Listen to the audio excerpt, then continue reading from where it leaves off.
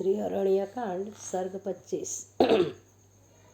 પોતાના સૈન્ય સાથે આવી પહોંચેલા ખરે આશ્રમની આગળ ધનુષ્ય ધારણ કરીને ઊભેલા રામને જોયા. આથી તેણે તરત જ પોતાના સારથીને કહ્યું કે મારો રથ તું ત્યાં લઈ જા. રથ રામ તરફ આગળ વધવા લાગ્યો એટલે કેટલાક રાક્ષસો ખરની આજુબાજુ વીંટળાઈને ચાલવા માંડ્યા. બાણની મર્યાદામાં આવતા જ ખરે પોતાના ધનુષ્યમાંથી શ્રીરામ પર બાણોની વર્ષા કરી મૂકી. ખરે યુદ્ધની શરૂઆત કરી. આથી તેના સૈનિક રાક્ષસોએ પણ અનેક જાતના શસ્ત્રોનો વરસાદ ચાલુ કર્યો.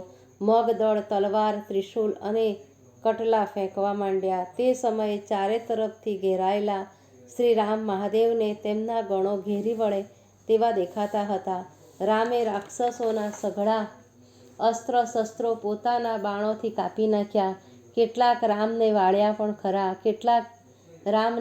પણ ખરા, પણ તેવી પરવા રામે કરી નહીં.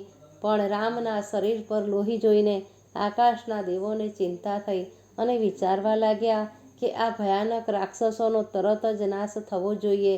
રામે જેમ તેમની પ્રાર્થના સાંભળી હોય તેમ સુવર્ણ મુખવાળા બાણો હજારોની સંખ્યામાં છોડવા માંડ્યા.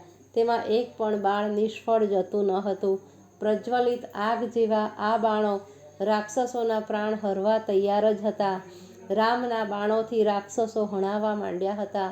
રામના બાણ વાગવાથી હાથીની સૂંઢો કપાઈ જતા તે નાસભાગ કરવા માંડ્યા હતા અને નાસભાગ કરતા રાક્ષસોની છાતીમાં રામના બાણો ઘૂસવા માંડ્યા અને ધરતી પર પડવા માંડ્યા.